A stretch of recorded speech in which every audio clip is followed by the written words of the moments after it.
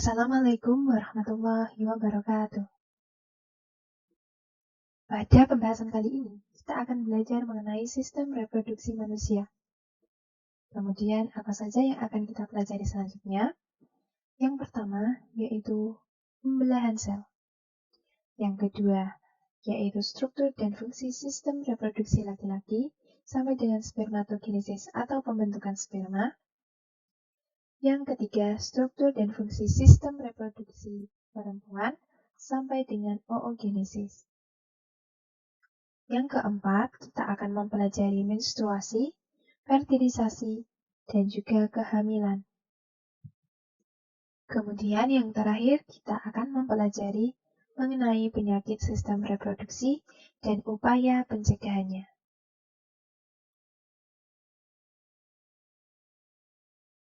Pertama, kita akan mempelajari mengenai pembelahan sel. Tujuan dari pembelajaran pada materi pembelahan sel yaitu mendeskripsikan fase-fase pembelahan mitosis dan meiosis. Kemudian, menjelaskan ciri setiap fase pembelahan mitosis dan meiosis.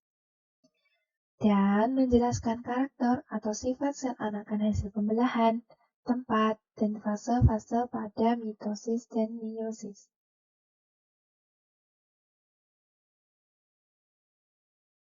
Sel merupakan proses yang membagi satu sel induk menjadi dua sel anakan atau lebih. Seperti pada bagian di bawah ini, sel akan membelah menjadi dua, kemudian membelah lagi menjadi 4, kemudian menjadi 8, dan seterusnya sampai jumlah yang tak terhingga. Pada pembelahan sel ini, organel-organel sel dibagi pula menjadi dua sama rata, seperti pada ilustrasi di atas, bahwa kromosom-kromosom akan terpisah yang dibantu oleh peran sentromer yang mengeluarkan benang spindle-nya. Proses pembelahan sel berperan dalam pembentukan sel-sel baru atau anakan dari sel yang sudah ada sebelumnya. Untuk mempelajari lebih lanjut, masih ingatkah kalian dengan bagian-bagian sel? Yang pertama ada membran plasma. Membran plasma adalah bagian paling luar yang melindungi organel-organel sel di dalamnya. Kemudian ada sentriol.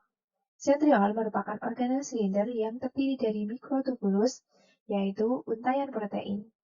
Di dalam sel, sentriol membantu dalam pembelahan sel dengan memfasilitasi pemisahan kromosom dengan benang-benang spindle yang nantinya akan dihasilkan dan menari kromosom untuk melakukan pembelahan.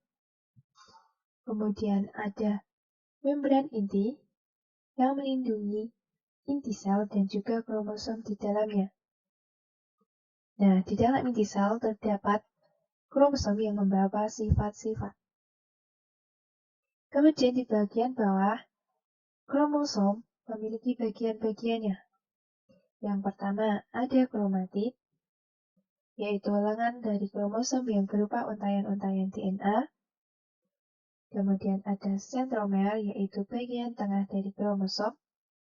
Kemudian ada konektor, di mana yang nantinya mikrotubulus akan menempel untuk melakukan pembelahan. Nah, tujuan pembelahan sel itu sendiri yaitu dalam pertumbuhan, pembelahan sel berperan dalam menambah volume. Sebagai contoh, kita yang dulunya bayi akan tumbuh menjadi dewasa, dari ukurannya yang kecil menjadi lebih besar seperti sekarang ini. Kemudian dalam perbaikan, pembelahan sel berperan dalam memperbaiki jaringan-jaringan yang rusak, sehingga luka akan menutup dan kembali seperti semula. Dalam reproduksi, pembelahan sel berperan saat pembentukan sperma dan juga pembentukan sel telur. Pembelahan sel dibedakan menjadi pembelahan mitosis dan juga meiosis, yang akan kita pelajari selanjutnya.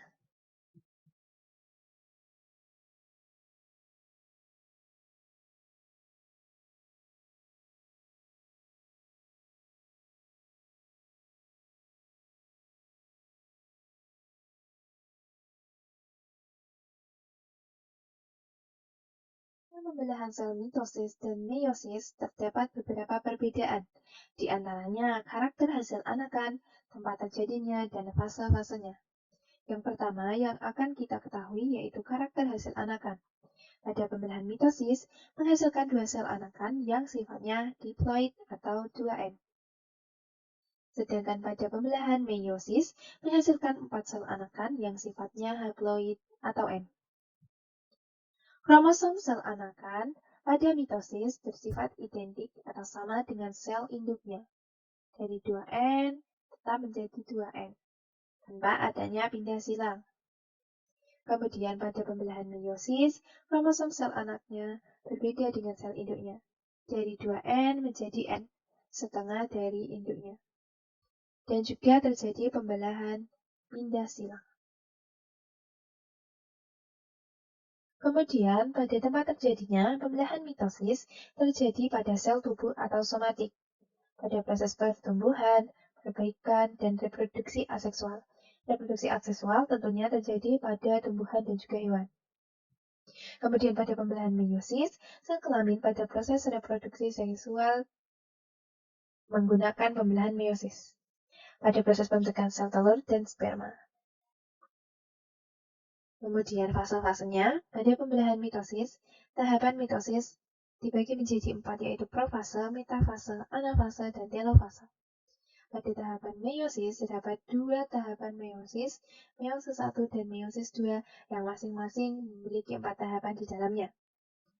Pada meiosis 1, masih sama seperti mitosis, yaitu profase 1, metafase 1, anafase 1, dan telofase 1.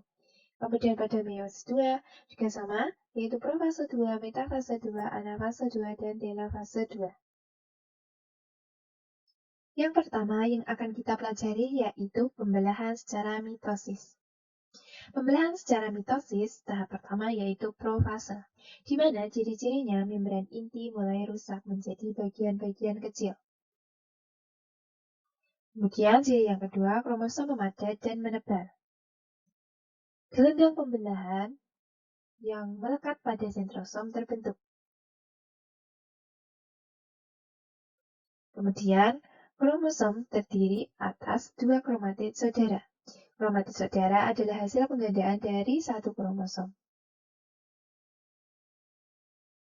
Selanjutnya, pada tahap yang kedua yaitu metafase. Cirinya, beberapa gelendang pembelahan melekat pada kinetokora. Gelendang pembelahan melekat pada kinetokora. Kemudian, kromosom berjejer pada bidang pembelahan. Bidang pembelahan yaitu bidang yang nantinya akan menjadi tempat membelahnya sel. 1 sel menjadi 2 sel. Tahap yang ketiga yaitu anafase, di mana ciri-ciri dari tahap ini, gelendang memendek memisahkan kromatid saudara. Gelendang ini memendek memisahkan kromatid saudara.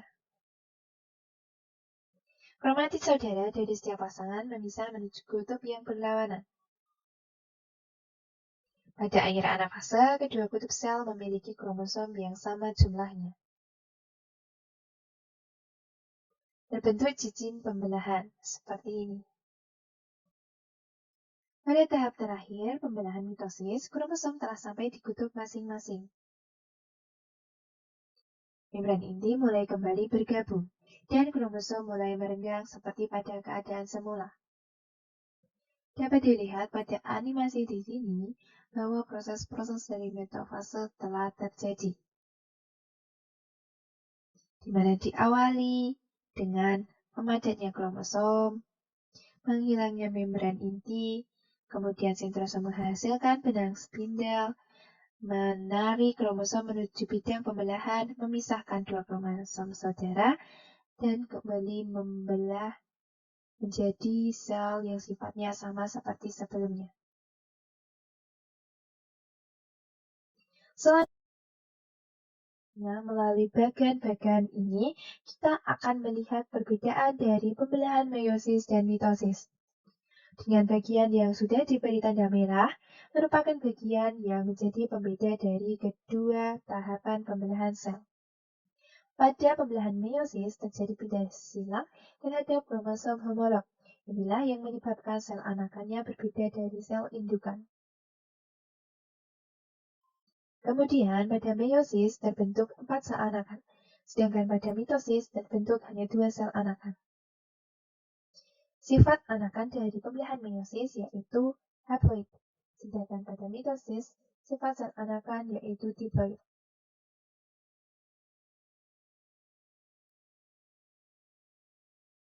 Dengan meiosis terdapat 2 tahapan utama yaitu meiosis 1 dan meiosis 2. Pada tahap meiosis 1 terdiri atas tahapan profase 1, metafase 1, anafase 1, dan telofase 1. Masih mirip dengan pembelahan mitosis tadi, pada profase 1, membran inti mulai rusak menjadi bagian-bagian kecil. Kemudian terbentuk gelindong pembelahan. Kromosom memadat dan kromosom homolog berpasangan. Terjadi pindah silang atau pertukaran segmen molekul DNA yang sesuai di antara dua kromatit.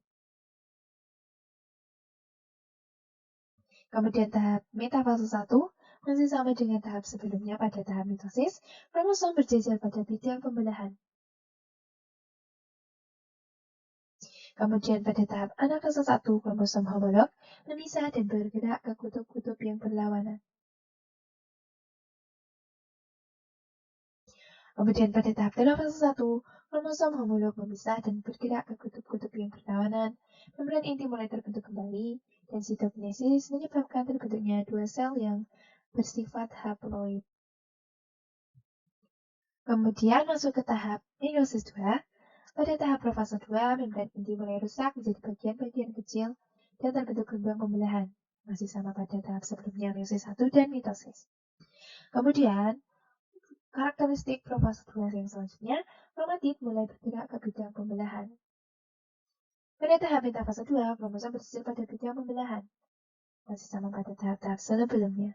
Kemudian pada tahap anafase 2, kromatit terpisah dan bergerak ke kutub-kutub yang berlawanan.